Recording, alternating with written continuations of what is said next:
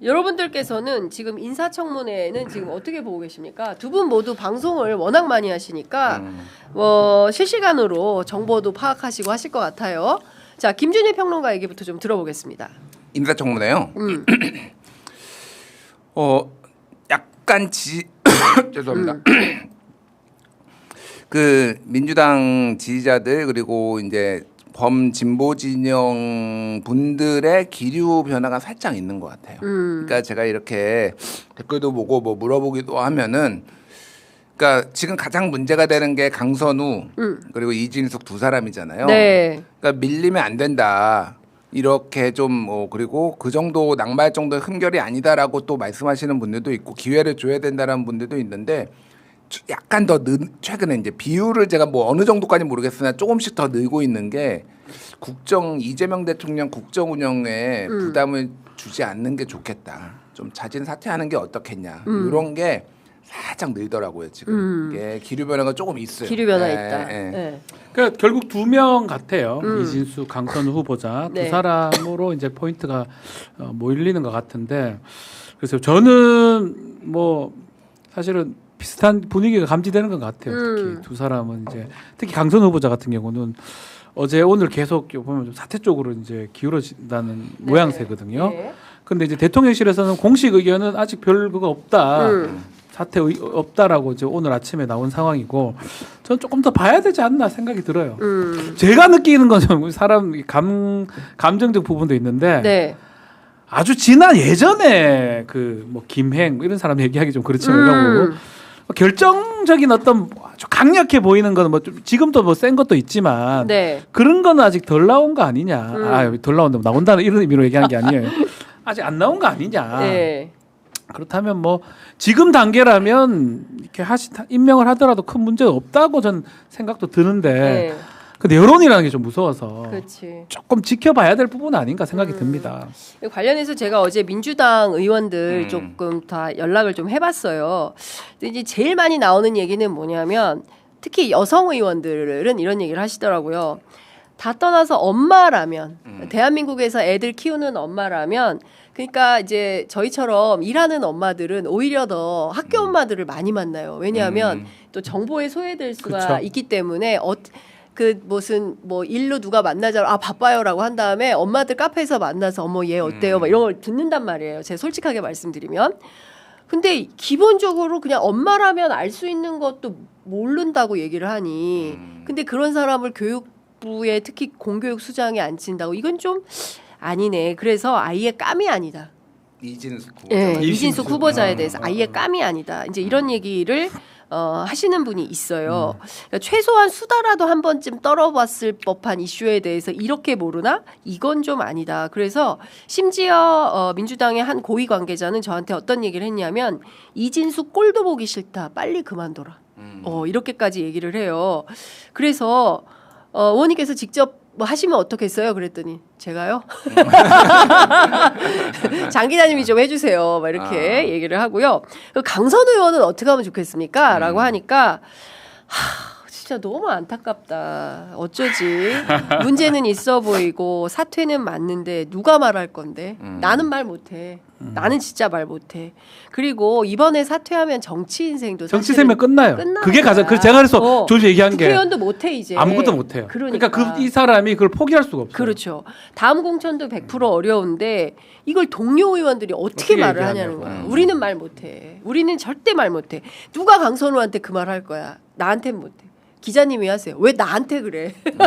자꾸 저한테 얘기를 하라고 이러는데, 여하튼 내부 분위기는 이런 겁니다. 근데 다만 좀 걱정하는 포인트는 이런 거예요. 지금 봐줬다가 나중에 또 더 큰 거 나오면 그때는 완전히 당이 온팡 뒤집어 써야 되는데, 이거를 언론이 얼마나 갖고 있는지 지금 알 수가 없어서 사실은 좀 알아보는 중이래요. 강선우 의원에 대해서 어디까지 갖고 있는지. 근데 들리는 말로는 SBS가 뭐 5,000개? 뭐 카톡인지 뭐 텔레그램인지 확보를 했다라고 본인이 기사에서 밝혔어요. 그렇게 갖고 있다라고 하니까 이거 어떻게 해야 되나라는 거고, 그래서 제가 물어봤어요. 그 대통령은 어떻게 판단하시는 것 같습니까? 그랬더니 약간 버리는 느낌 아니냐 이런 얘기를 하더라고요. 그래서 제가 이제 대통령실 주변을 또 취재를 했습니다 어제. 그랬더니 오늘 아침까지 좀 봐봐.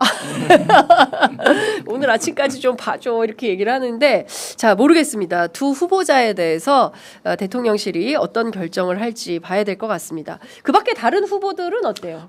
무난한 거 아니면 두 분이 너무 크니까 네. 감춰지는 모양새도 있는 것 같아요. 그래서 뭐 법무부 장관 후보자라든지 정성호 그리고 국방부 장관 후보자 안규백, 정동영 통일부 장관 후보자 다 무난하게 저는 채택될 것 같거든요. 보고서 자체도 네네네. 불채택되지도 않을 것 같고요.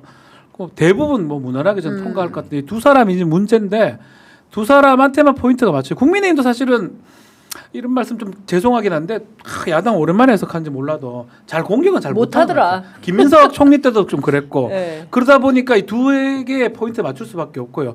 아마 국민의힘은 두 사람 무조건 낙마시키려고 할 것 같고요. 민주당이 이제 어떻게 할 건데 저는 뭐 이진숙은 좀 낙마 쪽이면 강선우는 또 정치인이기도 하고 그래서 조금 지키려고 하지 않을까. 지금 현 단계에서는 그러지 않을까. 그런 상황으로 좀 분석을 하고 있습니다. 예. 근데 이게 민주당의 전략도 있어요. 그러니까 정부 여당의 이제 전략도 있는 건데 뭐냐면은 청문회를 한 주에 17개를 한 게 아마 처음일 거예요. 그럴 거예요. 예. 그 전에 정부들도 문재인 정부도 그랬고 장관 인사청문회를 2, 3주에 걸쳐서 했고요. 네. 그리고 뭐 한두 명은 막 뒤에 잘 못 찾아가지고 떨어져가지고 혼자 하고 막 그런 일도 있었단 말이에요. 근데 여기에서 이제 교훈을 얻은 거지. 낙마가 많아지더라. 띄엄띄엄하니까 이게 집중되니까 낙마가 많아지더라. 그래서 지금은 한 번에 몰아서 하고 그리고 그러니까 좀 냉정하게 얘기하면은 지금 이진숙, 강선우 두 사람이 욕바지예요. 그러니까 다른 이게 이제 국민의힘이 못하는 것도 있는데 이제 어떻게 해서든 한 명이라도 낙마를 시키려고 하니까 이진숙, 강선우 얘기를 할 수밖에 없고 그러다 보니까 다른 사람들이 뭐 완전히 그런 게 없는 건 아니죠. 뭐 논란이 될 만한 사안도 있음에도 불구하고 좀 무난하게 지금 진행하는 것 같아요. 뭐 어제 막 고용노동부 장관한테 뭐 북한은 주적이냐? 왜 물어봐? 그건 너무 이상해요. 아니 그러니까 북한 주적이냐가 다 등장해. 그러니까 통일부, 국방부, 고용노동부까지 등장했습니다. 노동부가 무슨 상황이야 그게. 근데 그런 건 참. 그러니까 국민의힘이 전국 주도권이 빵이야 빵. 그러니까 일도 야당으로서 일도 역할을 못 하고 제가 그 생각을 해봤어요. 저 국회 출입 오래 했잖아요. 만약에 국민의힘의 후보자로 강선우 후보의 의혹, 이진숙 후보의 의혹이 있었다. 민주당 의원 셋만 있으면 하루에 끝낼. 셋도 필요 없고요. 서영기 혼자서 박살 낼 것 같아요. 그렇지. 서영기 네, 하나만 그런 있으면 느낌이잖아요. 박살. 진짜 못하더라. 못한다. 국민의힘이 전국 주도권이 1도 없다라는 말씀 드리고 사실 제가 여기서 비사 하나 말씀을 드리겠습니다. 취재한 내용인데 원래 전재수 의원이 월요일이 아니었어요. 인사청문회가 아니었는데 강선우 의원이 의혹이 커질 것 같으니까 부랴부랴 넣은 거예요. 농해 수위를. 그래서 4개가 된 거예요. 그래서 겸임 상임위가 많잖아요. 그래서 엄청 바빠진 거예요. 특히 여가위는 다 겸임 상임이거든요. 작은 데니까. 그러니까 이게 바빠진 거예요. 그러니까 일종의 물타기를 시도했는데 실패. 의혹은 계속 커지고 있다라는 말씀을 드리고 저희 취재 편의점에서 오늘 투표를 했습니다. 무려 5,700명의 애청자분들께서 참여를 해주셨는데요.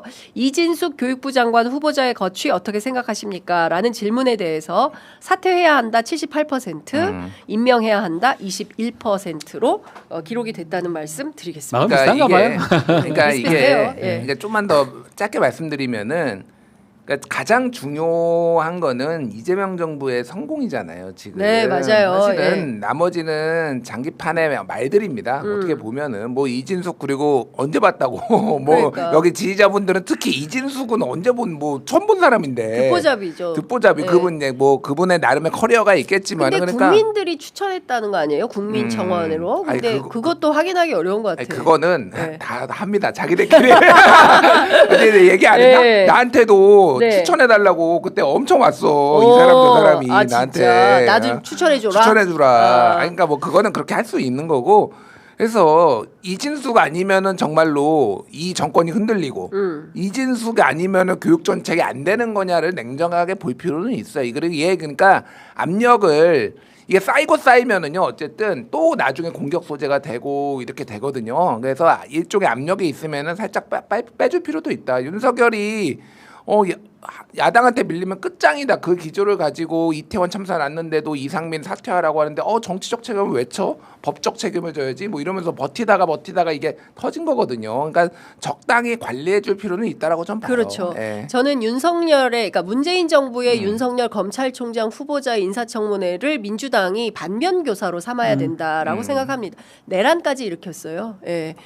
다 죽을 뻔했습니다. 예. 그렇기 때문에 후보 검증만큼은 한편에 서서 무조건 비판한다. 이거 굉장히 안 좋은 태도라고 생각하고 민주주의자답지 않은 태도라고 생각합니다. 뭐 물론 제가 이런 얘기 해가지고 불편해서 떠나시는 분들도 상당히 있는데 떠나지 마, 제발. 떠나지 마. 예. 그러나 저희가 이제 언론을 하는 이상 예. 이것은 가차없이 진실 보도해야 된다고 생각합니다. 뉴스타파도 그런 고통을 많이 당하잖아요. 그러나 이 후보 검증에서만큼은 민주주의와 국민에 봉사한다는 이 공익 차원에서 반드시 말씀을 좀 드려야 되겠고, 제가 여기까지 얘기를 안 하려고 했는데 얘기를 해야겠네. 제가 충남대 교수들도 취재를 했어요. 진짜 예. 취재 열심히 한다. 24시간 그래서 취재 편의점이야 여기가. 그러니까, 예.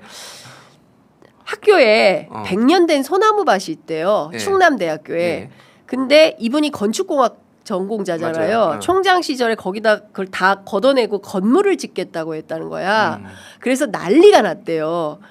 그래서 그 교수들이 건축은 좋아하는데 환경은 무지렁인가 봐. 어떻게 100년 된 학교의 상징인 소나무 밭을 없애겠다고 하느냐. 이명박이냐. 이런 비판이 있었다라는 것이고요. 그 소녀상 그 설치에 대해서 본인은 뭐 양쪽 입장을 들어줄 수 없었다라고 하는데, 교수들 뭐라고 얘기하냐면 역사관이 제대로 박혔으면 평화의 소녀상 짓겠다는 일을 방해는 하지 말아야지. 근데 이 사람이 회방 놓은 것이다. 그래서 비판이 많았다는 거예요. 국민 추천 받았다는데요, 교수님. 제가 이렇게 질문을 하니까 누가 그런 자를 추천을 했겠냐. 권력 주변에서 누군가 한 것이고 우리 교수님들은 아님. 나도 아님. 나 예, 아님. 아님 이렇게 말씀을 해주셨고, 중요한 건 생각 있는 교수들이 전부 이진숙을 싫어한다는 점이다. 그러면서 또 얘기하세요. 언론이 좀 잘라주세요. 전형적인 폴리패서다. 이렇게 충남대 동료 교수들이 얘기하고 있다라는 말씀을 제가 전해드리겠습니다.